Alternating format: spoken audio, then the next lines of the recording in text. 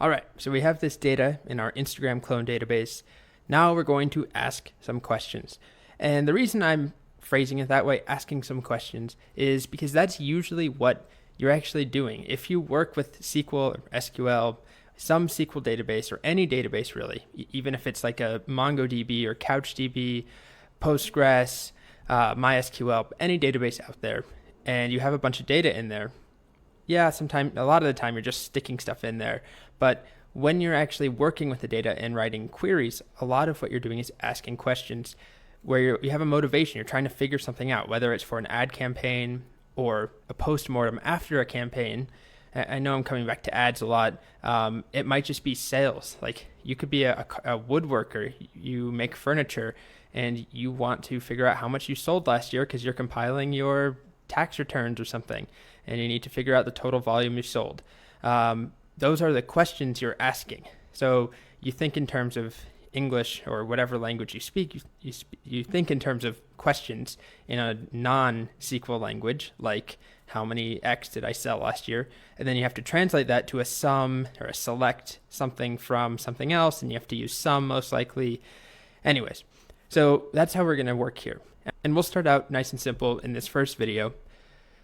Suppose that we want to reward the users who have been around the longest. So you may have seen something like this on not Instagram, but other applications. You'll sometimes get, a coupon or just a thank you email. Thanks for being loyal over our 5 years or however long we've been around. So all we want to do is reward our users who've been around the longest. And to do that, we need to find the 5 oldest users, the users who have been around the longest. So this one should be simple, not crazy. We don't need to work with many tables. Short video. Try this on your own. Pause the video, of course, and in like 3 seconds, I'll be right back. And I'm back. So to do this, it's just a matter of basically selecting star from users, and then we just want to order them based off of the date that they were created, the date they joined, and then we'll limit it to 5. So if we hop over, what I'll do is make a new file.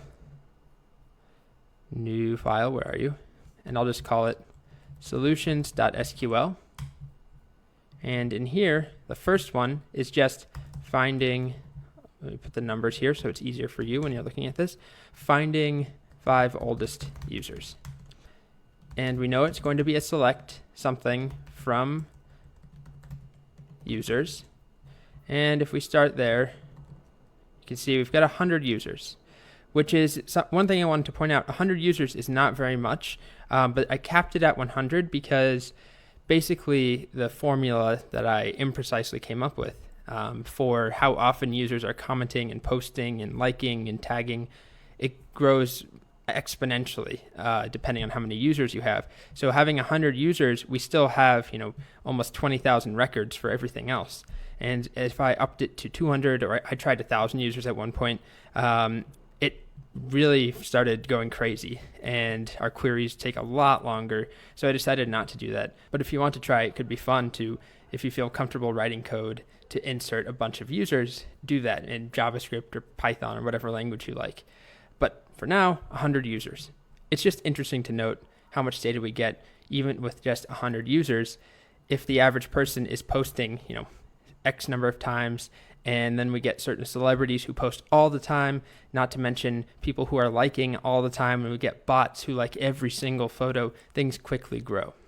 Okay, so select star from users, but we want to order by, and our field is called created at, right there. So just order by created at, and if we just do it this way, you'll notice that at the bottom we have today's date, basically, well, roughly today's date.